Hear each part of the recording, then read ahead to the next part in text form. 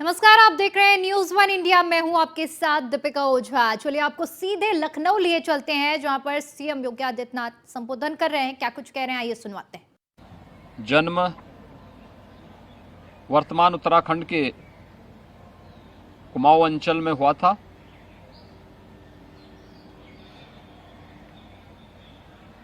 उच्च शिक्षा अर्जित करने के दौरान ही देश के स्वाधीनता आंदोलन में उन्होंने सक्रिय सहभागिता निभाई थी।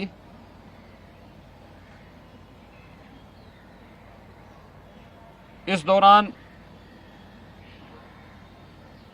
अनेक दायित्वों का निर्वहन करते हुए स्वतंत्र भारत में और देश के अंदर प्रथम चुनाव के उपरांत उत्तर प्रदेश के प्रथम मुख्यमंत्री के रूप में भी उन्होंने उत्तर प्रदेश के विकास की एक आधारशिला रखी। उत्तर प्रदेश के मुख्यमंत्री का दायित्व निर्वहन करने के दौरान ही उन्हें देश के गृह मंत्री के रूप में भी पुनः कार्य करने का अवसर प्राप्त हुआ था।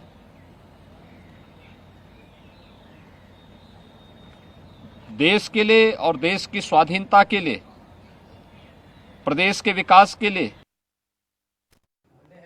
तो चलिए बड़ी खबर का रुख करते हैं। बड़ी जानकारी सामने आ रही है, जहां पर बताते चले कि कौशल किशोर के बेटे के घर में हुई हत्या से जुड़ी हुई है बड़ी जानकारी। जहां पर बता दें कि उनके बेटे के आवास पर जो हत्या हुई थी उसका मामला है। विनय के हत्यारों को लखनऊ पुलिस रिमांड पर लेगी। आरोपियों से पूछताछ करेगी पुलिस और आमना सामना कराया जाएगा सभी आरोपियों का। तो पुलिस मंत्री के बेटे विकास किशोर से भी आमना सामना कराएगी। इसके साथ ही साथ हत्या में इस्तेमाल विकास की पिस्टल की भी जांच की जा रही है। साथ ही सौरभ की भूमिका को लेकर भी पुलिस जांच कर रही है और रिमांड के दौरान पुलिस हत्या आरोपियों को घटनास्थल पर भी लेकर जाएगी। कल अरुण उर्फ बंटी सौरभ से थाने में पुलिस पूछताछ भी करेगी। तो जानकारी लखनऊ में हुए इस हत्याकांड को लेकर आपके साथ साझा कर रहे हैं, जहां पर ठाकुरगंज के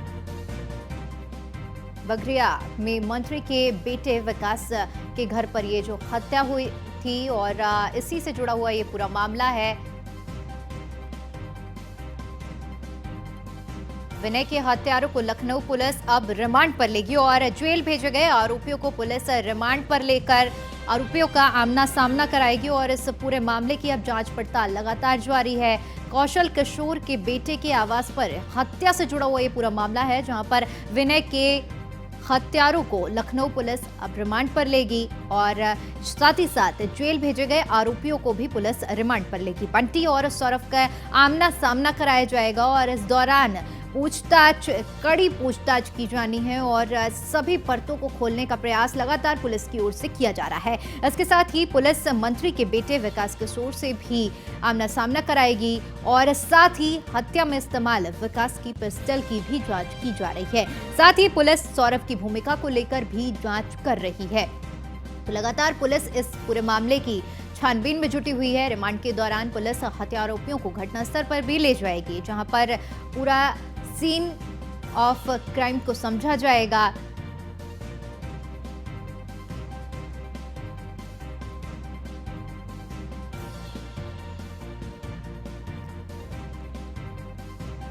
तो कल अरुण उर्फ बंटी सौरभ से थाने में पुलिस पूछताछ भी करेगी। इसके साथ साथ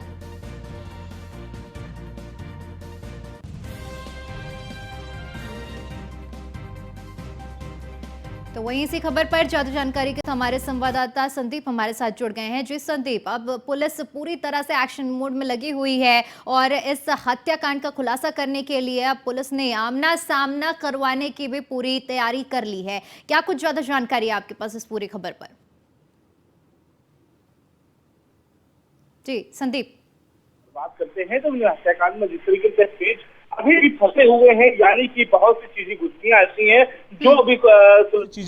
ऐसी हैं जो अभी सुलझनी बाकी हैं। यानी कि साफ है कि बहुत से आरोप प्रत्यारोप ऐसे हैं जो अभी तक नहीं संभव हो पाए। यानी कि पुलिस ने खुलासा जरूर कर दिया था कि लेकिन इसके बाद भी बहुत से ऐसे जो साक्ष्य थे उनको जुटाने में अभी तक नाकाम साबित हुई थी। लेकिन अब बहुत जल्द जो है इन पूरी घटनाक्रम का रिक्रिएशन होगा, उसके साथ साथ में वहां पे पूछताछ की जाएगी, सभी को रिमांड पर लिया जाएगा। हालांकि 10 दिनों से कोर्ट बंद है। कोर्ट बंद होने के नाम में हलफनामा अभी तक पुलिस नहीं अपना दे पाई है। कोर्ट बंद होने के कारण जो है चार्जशीट नहीं दाखिल कर पाई, जिसके बाद से लगातार इस पे जो है बात चर्चाएं चल रही थी। यानी कि अब जो है तीनों आरोपियों पे जो है पुलिस चार्जशीट दाखिल करेगी, इसके साथ रिमांड पे लेकर के उनसे पूछताछ करेगी कि आखिर उस रात में ऐसा क्या हुआ था कि गोली चली थी। इन सभी कारणों को जानने के लिए पुलिस लगातार जो है प्रयास कर रही है और उन लोगों से पूछताछ करेगी। साथ ही साथ घटनास्थल पे पहुंच करके सीन रिक्रिएशन होगा और उसके साथ साथ में वहां की घटना की हर एक पल पल की जो अपडेट होगी, जो कैमरे में सीसीटीवी फुटेज में जो दिखाई दे रही है उनकी तहकीकात की जाएगी। साथ ही साथ में जो मोबाइल सर्विलांस पे जो लगाए गए हैं, उन मोबाइल सर्विलांस पे लगाने के कारण जहां पे जिनसे संपर्क में थी, लोग संपर्क में थे और या उनके कमरे में और कौन कौन लोग व्यक्ति आए हुए थे, उन सभी व्यक्तियों के साथ में पुलिस जो है वार्तालाप करेगी, बातचीत करेगी कि आखिर इस घटना स्थल पे कौन कौन लोग और अधिक शामिल थे। यानी कि जो सीसीटीवी फुटेज आए हैं, उन सीसीटीवी फुटेज की अगर कहानी बात जाने तो 2 सीसीटीवी फुटेज सामने निकल के आए जिसमें 2 व्यक्ति आते जाते दिख रहे थे। साथ ही साथ एक अंदर का सीसीटीवी आया था जिसमें वो व्यक्ति सामने से निकलता दिख रहा था, यानी कि बिना वहां आते जाते दिख रहे थे। तो बहुत से ऐसे साक्ष्य हैं जो पुलिस को जुटाने अभी बाकी हैं, जो कोर्ट को देने हैं। इन सभी चीजों को लेकर के पुलिस जो है एक बार रिमांड पे लेगी और पूछताछ करेगी। बिल्कुल, देखिए संदीप, विकास की पिस्टल की भी जांच की जा रही है। इसके साथ साथ सौरभ की भूमिका को भी अब पुलिस पूरी तरह से लेकर जांच कर रही है। तो अब इस पर और किस दिशा में आगे कार्रवाई की जा सकती है?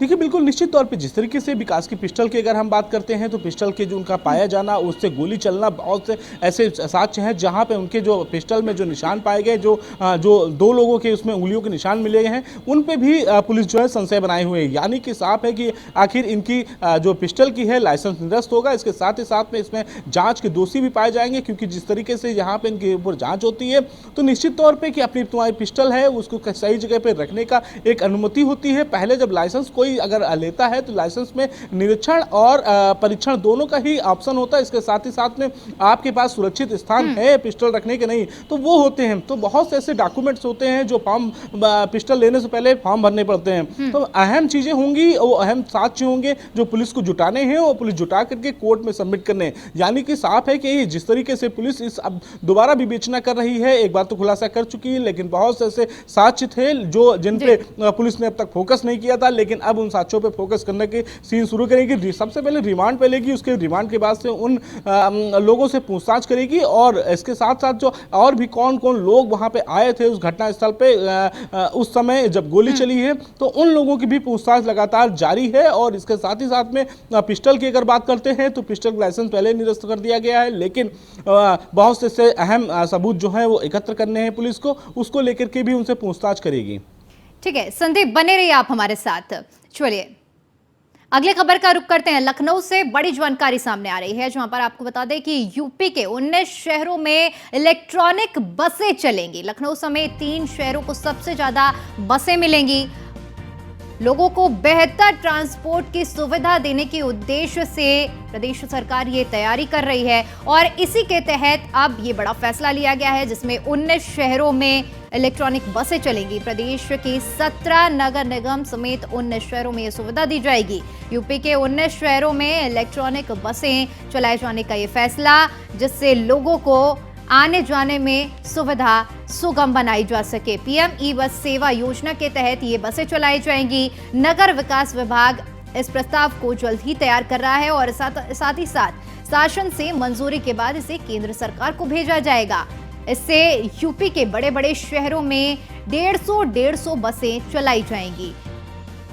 यूपी के माध्यम शहरों में 100 बसें चलाई जाएंगी। संदीप, आपका रुख करना चाहूंगी। देखिए, ये एक बड़ी सौगात हो सकती है लोगों के लिए, शहरवासियों के लिए, क्योंकि 19 शहरों में इलेक्ट्रॉनिक बसें चलाई जा रही हैं। इससे यात्रियों को बड़ी सुगमता के साथ यात्रा करने में आसानी होगी।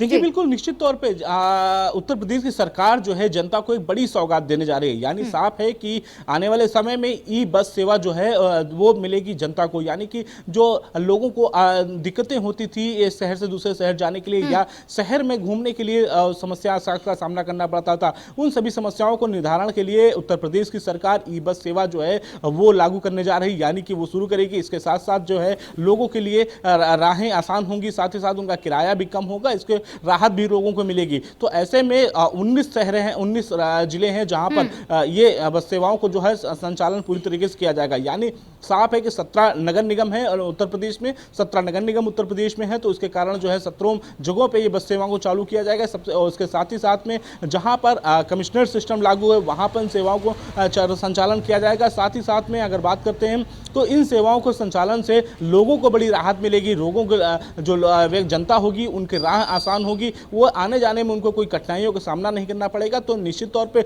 उत्तर प्रदेश की योगी आदित्यनाथ की सरकार ने एक बड़ी सौगात दी है और इसके साथ ही साथ उन यात्रियों के लिए सबसे फायदा होगा जो अपने एक जगह से दूसरी जगह जाते हैं या ट्रेवलिंग करते हैं या अपने ऑफिस आने जाने के लिए उनके जो रास्ते होते हैं उसमें नहीं मिलती हैं। यानी कि ट्रैफिक की भी समस्या कम होगी कि लोग जो हैं जब कम पैसे में लोगों को जाना होगा तो निश्चित तौर पे अपने साधन का प्रयोग ना करके बसों का सेवन करेंगे, प्रयोग करेंगे। इसके साथ में उनकी यात्रा जो है काफ़ी आसान होगी। आने वाले समय में जिस तरीके से हर जिले में अगर बात की जाए, जो बड़े जिले होंगे वहाँ पे 100 150 बसें दी जाएंगी। इसके साथ जो नगरीय जिले होंगे वहाँ पे 150 बसें दी जाएंगी। तो ऐसे में इन जो बसों का संचालन होगा वो पूरी तरीके से परिवहन विभाग के अधीन होगा। जी ठीक है संदीप, बहुत बहुत शुक्रिया आपका हमारे साथ जुड़ने के लिए और इस तमाम जानकारी के लिए। चलिए अगली खबर का रुख करते हैं। भारत और पाकिस्तान के बीच आज महामुकाबला होने जा रहा है। श्रीलंका के कोलंबो में खेला जाएगा ये मुकाबला। पाकिस्तान से हिसाब बराबर करने उतरेगा भारत।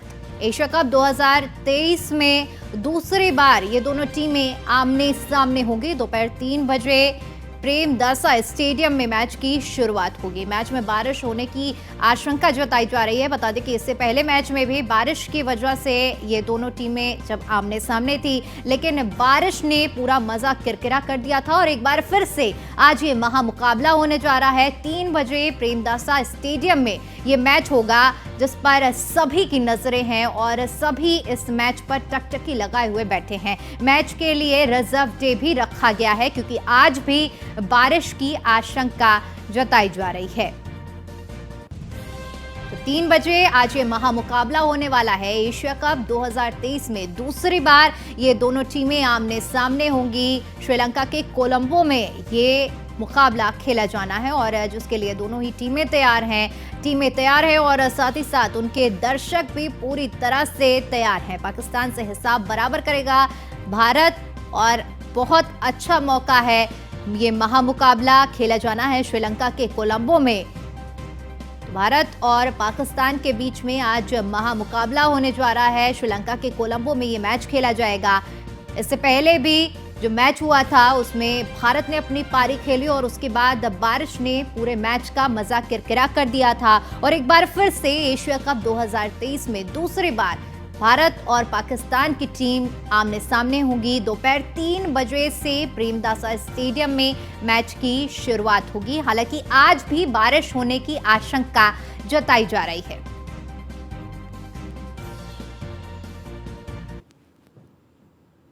वहीं हापुड़ में अधिवक्ताओं पर लाठीचार्ज से जुड़ा हुआ ये पूरा मामला है, जहां पर उत्तर प्रदेश बार काउंसिल ने हड़ताल समाप्त कर दी है। प्रदेश में वकीलों की हड़ताल चल रही थी जिसे अब समाप्त कर दिया गया है। सोमवार से काम पर सभी अधिवक्ता लौटेंगे और इसी को लेकर आदेश जारी किए गए हैं। इलाहाबाद हाईकोर्ट ने 6 सदस्यों की समिति का गठन किया था। 15 सितंबर तक एसआईटी की रिपोर्ट को दाखिल करने के निर्देश दिए गए हैं, लेकिन इससे पहले ही सोमवार को सभी अधिवक्ताओं को काम पर वापस लौटने के भी निर्देश दिए गए। मांगे पूरी न होने तक सरकार का विरोध जारी रहेगा, अधिवक्ताओं का कहना है।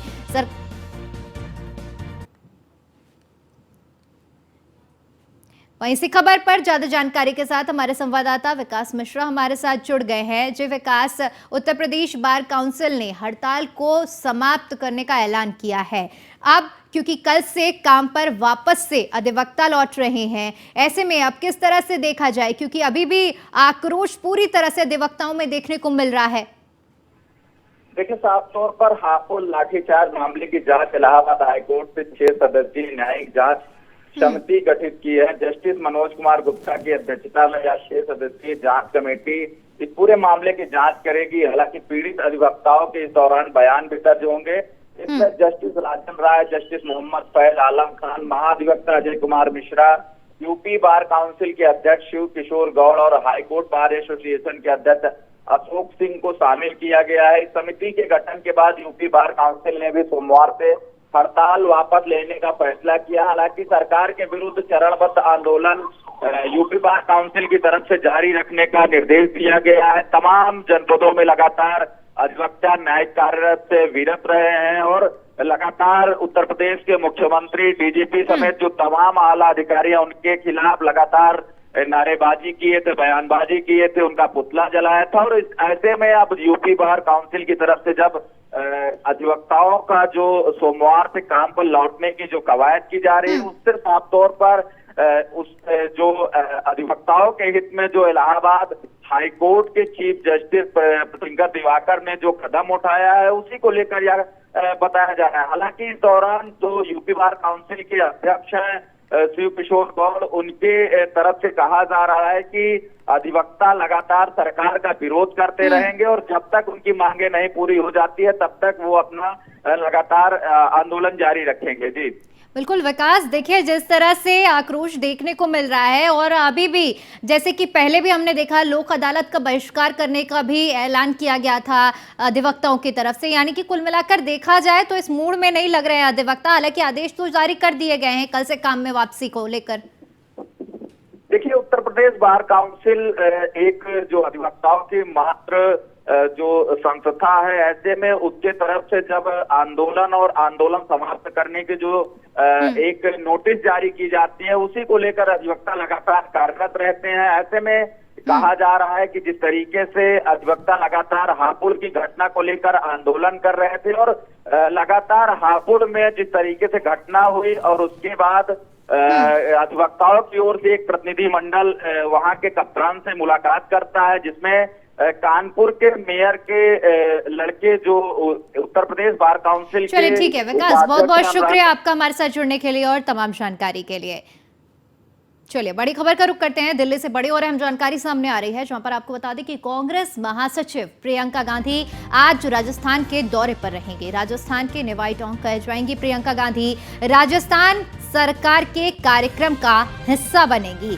बता दें कि मोबाइल वितरण कैंप का अवलोकन करने पहुंच रही हैं प्रियंका गांधी। इस दौरान विशाल जनसभा को संबोधित भी करेंगी। इसी खबर पर ज्यादा जानकारी के साथ हमारे संवाददाता पीयूष तिवारी हमारे साथ जुड़ गए हैं। जी पीयूष, कांग्रेस महासचिव आज प्रियंका गांधी राजस्थान के दौरे पर रहने वाली है, क्या कुछ ज्यादा जानकारी आपके पास? बिल्कुल, अगर हम बात करें तो प्रियंका गांधी वाड्रा आज राजस्थान चूंकि पहुंच चुकी है और पूरी तरीके से अगर हम बात करें तो यहाँ पे प्रियंका गांधी के अलग अलग जो कार्यक्रम है वो तय किए गए हैं। राजस्थान की निवाई टोंक भी जाएंगी प्रियंका गांधी, इसके साथ ही राजस्थान की सरकार के कार्यक्रम में भी शामिल होंगी प्रियंका गांधी। मोबाइल वितरण कैंप का अवलोकन करते हुए प्रियंका गांधी नजर आएंगी और एक विशाल सभा को भी संबोधित करते हुए प्रियंका गांधी नजर आ सकती है। क्योंकि बताया जा रहा है कि स्वामी विवेकानंद राजकीय मॉडल स्कूल में ये जनसभा रखी गई है, तो निश्चित रूप से कांग्रेस महासचिव प्रियंका गांधी की अगर बात करें, चूंकि राजस्थान में आगामी दिनों की अगर हम बात करें तो बहुत ही कम समय बचा है कि वहाँ पे विधानसभा के चुनाव होने वाले हैं। और इससे चाहे हम बीजेपी की बात करें या कांग्रेस की बात करें, तैयारियों में तमाम जो नेता हैं वो जुटे हुए हैं और इसी कड़ी में प्रियंका गांधी का राजस्थान दौरा भी काफी महत्वपूर्ण माना जा रहा है। क्योंकि बताया जा रहा है कि प्रियंका गांधी वाड्रा अपने परिवार सहित रणथंभौर भ्रमण पर है, यानी पूरी तरीके से तैयारियां भी कर ली गई है। जहाँ पे जनसभा होने वाली है, काफी तमाम जो कांग्रेस पार्टी के दिग्गज चेहरे के, खासतौर पर राजस्थान की चेहरों की बात करें, चाहे सचिन पायलट की बात करें या राजस्थान के मुख्यमंत्री अशोक गहलोत की बात करें, पूरी तरीके से कहीं न कहीं उनकी ओर से तैयारी खासतौर से प्रियंका गांधी के दौरे को लेकर पहले से ही की गई थी। तो निश्चित रूप से काफी महत्वपूर्ण जो दौरा है वो कहीं न कहीं राजस्थान का प्रियंका गांधी का माना जा रहा है, क्योंकि कांग्रेस के प्रभारी राजस्थान के प्रभारी सुखजिंदर सिंह रंधावा की बात करें तो वो पूरी तरीके से जो जहाँ पे ये सभा स्थल है वहाँ का उन्होंने जायजा भी सुबह में लिया था और तैयारी लगभग पूरी कर ली गई है। अब देखने वाली बात होगी कि जब प्रियंका गांधी जनसभा को संबोधित करती है तो इस दौरान वो क्या कुछ कहती है, क्या कुछ संदेश देती है। बताया ये भी जा रहा है प्रियंका गांधी के साथ तमाम जो कांग्रेस पार्टी के वरिष्ठ नेता हैं वो भी कहीं न कहीं उस दौरान मौजूद रहेंगे। ये भी बताया जा रहा है कि जो मल्लिकार्जुन खड़गे हैं वो भी यहाँ पे जा सकते हैं। तो निश्चित रूप से तैयारी लगभग पूरी कर ली गई है। अब एक तरीके से क्योंकि आपने देखा कि बीजेपी के तमाम नेताओं के लगातार एक के बाद एक, चाहे बीजेपी के राष्ट्रीय अध्यक्ष जेपी नड्डा की बात करें या अन्य नेताओं की बात करें, सभी के दौरे राजस्थान में हाल फिलहाल में हुए थे। तो निश्चित रूप से अब कहीं न कहीं कांग्रेस पार्टी भी पूरी तरीके से सक्रिय नजर आ रही है और आज राजस्थान दौरे पर प्रियंका गांधी पहुंची हुई है। जी, बहुत बहुत शुक्रिया पीयूष आपका हमारे साथ जुड़ने के लिए और तमाम जानकारी के लिए। चलिए फिलहाल के लिए यहाँ पर रुकते हैं एक छोटे से ब्रेक के लिए।